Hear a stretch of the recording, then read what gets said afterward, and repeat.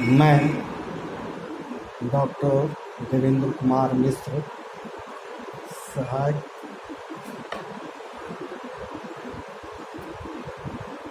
Professor, JLS college Majhauliya, West चंपा।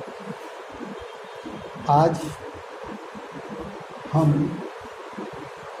अकबर के विषय पर चर्चा करेंगे। उसके जीवन काल के संक्षिप्त विषय में बात करेंगे।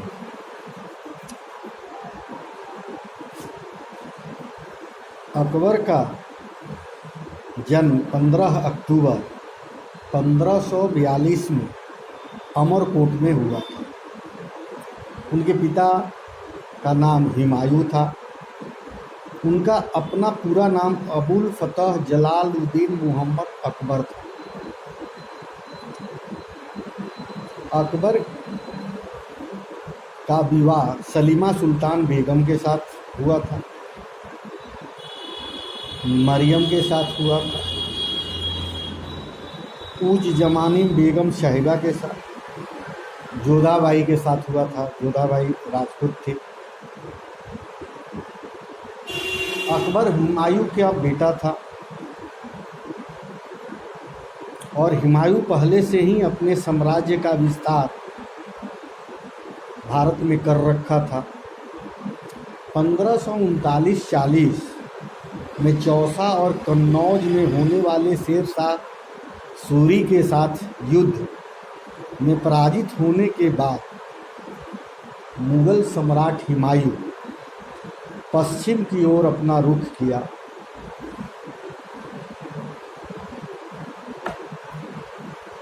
जहां सिंध में उनकी मुलाकात 14 साल की हमीदा बानो बेगम शेख अली अकबर की बेटी थी। उन्होंने उनसे शादी कर ली और अगले साल ही जलालुद्दीन मोहम्मद का जन्म 15 अक्टूबर 1542 को राजपूत घराने में सिंध के उमरकोट में हुआ, जो आज पाकिस्तान में स्थित है। जहां उनके माता पिता वहां के स्थानीय हिंदू परिवार में आश्रय दिया। मुगल शासक हुमायूं के लंबे समय के वनवास के बाद अकबर अपने पूरे परिवार के साथ काबुल में शिफ्ट हो गया, जहां काबुल में उसके चाचा कामरान मिर्ज़ा और अस्करी मिर्ज़ा रहते थे। उन्होंने अपनी पुरानी जवानी शिकार करने में, युद्ध कला सीखने में, लड़ने में, भागने में व्यतीत की, जिसने उसे एक शक्तिशाली लीडर और बहादुर योद्धा बनाया। लेकिन अपने पूरे जीवन में उन्होंने कभी पढ़ाई लिखाई की तरफ ध्यान नहीं दिया। ऐसा कहा जाता है कि जब भी उन्हें पढ़ने लिखने की ज़रूरत होती तो अपने साथ किसी को रखते थे जो पढ़ा लिखा हो, जो सारी बातों को समझ सके। ऐसे पढ़े लिखे व्यक्ति को वो हमेशा अपने साथ रखते थे।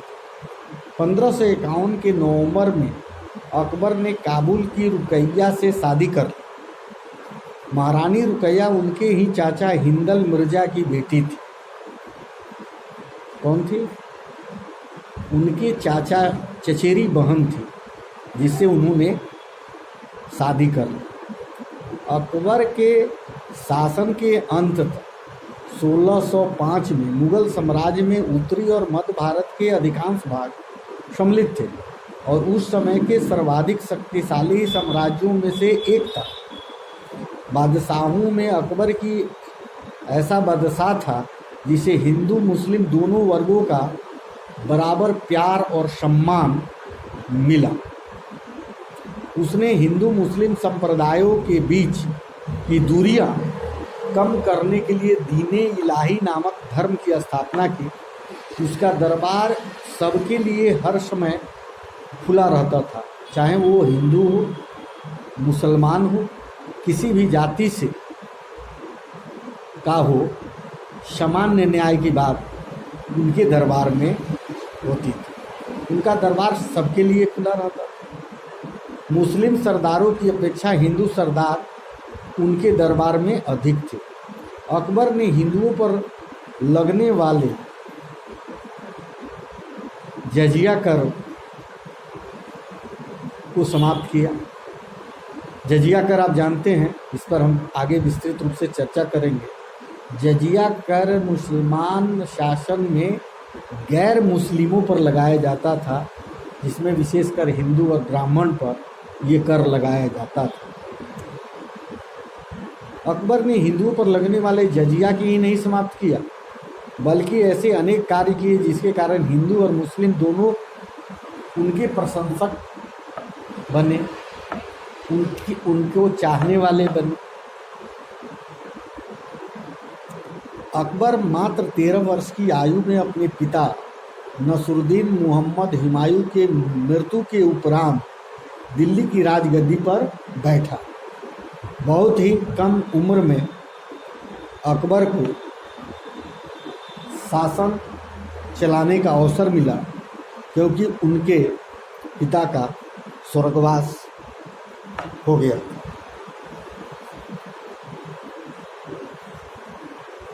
अपने शासन काल में उसने शक्तिशाली वंशज शेर शाह शुरू के आक्रमण बिल्कुल बंद करवा दिए थे।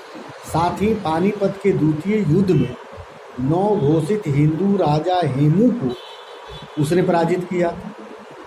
अपने साम्राज्य के गठन करने और उत्तरी और मध्य भारत के सभी क्षेत्रों को एक छत्र अधिकार में लाने में अकबर को 2 दशक लग गए। इन सारे लोगों को एकत्रित करने में, अपने साम्राज्य के अंदर लाने में करीब 2 दशक का समय लगा। उनका प्रभाव लगभग पूरे भारतीय उपमहाद्वीप पर था और इस क्षेत्र के एक बड़े भूभाग पर सम्राट के रूप में उसने शासन किया।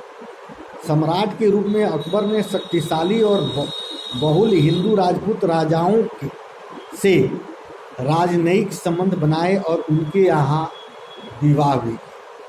जितने भी राजघराने थे राजपूतों का, उन लोगों के साथ अपना राजनयिक संबंध बनाया। और आप जानते हैं कि जोधाबाई से उन्होंने शादी भी की। अकबर ने भारत को अपने अधीन करने के लिए कुछ रणनीति बनाई, जिसमें युद्ध और समझौता दोनों शामिल थे। पहले तो वो समझौता की बात किया करते थे, जो समझौते से नहीं मानता था उसके साथ युद्ध करते थे। अशोक की महानता के साथ अकबर के पास विशाल सैन्य बल था। उसकी सैनिक शक्ति काफ़ी समृद्ध थी, जिससे वो आसानी से विरासतों पर अपना परचम फहरा सकता था। लेकिन इन सब में बहुत सारा खून बहता, जो कि कई माने में अकबर को पसंद नहीं था। वह युद्ध नहीं करना चाहता था, भरसक प्रयास करता था कि वार्तालाप से ही उन लोगों पर अपना राज किया जाए। इसलिए उसने समझौते की नीति को भी बहुत अपनाया, जिसके तहत वो अन्य राजा की बेटियों से विवाह भी किया। सम्मान के साथ उसे रिश्ते बनाकर उन रियासतों को बिना जन हानि के अपने अधीन कर लेता था। उन दिनों अकबर के सबसे बड़े शत्रु राजपूत हुआ करते थे, जिन्हें वो दोनों नीतियों से किसी तरह अपने अधीन करता था। जब अकबर का युद्ध राजा भारमल से हुआ, तब उसने उनके भारमल के तीनों बेटों को बंदी बना लिया।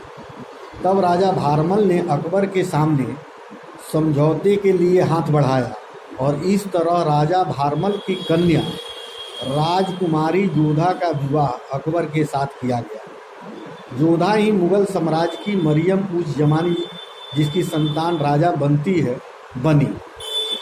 जोधा की पहले 2 संतानें हसन हुसैन हुई, जो कुछ ही महीने बाद मर गए। बाद में जोधा की संतान जहांगीर ने मुगल साम्राज्य पर अपनी हुकूमत की। इसी तरह मुगल और राजपूताना के संबंधों के कारण हम हिंदू और मुगल नक्काशी का समावेश उनकी कलाकृतियों में देख पाते हैं।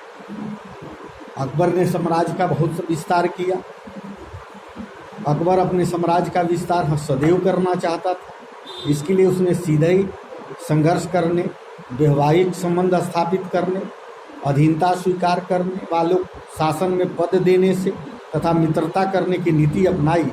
अकबर राजपूतों के साथ मित्रता का महत्व समझता था, इसलिए उसने राजपूत परिवारों के साथ वैवाहिक संबंध स्थापित किए और उन लोगों के साथ स्थिति को मजबूत किया। इसके लिए उसने जोधाबाई से विवाह भी किया और जोधाबाई और अकबर के पुत्र जहांगीर ही अकबर के बाद मुगल बादशाह बना। इस तरह जोधा अकबर की प्रेम कहानी की इतिहास भी एक अमर प्रेम कहानी बन गई। अकबर ने आमेर, जोधपुर, बीकानेर, जैसलमेर के राजपूतों के दरबार में सम्मानजनक स्थान दिया। राजपूत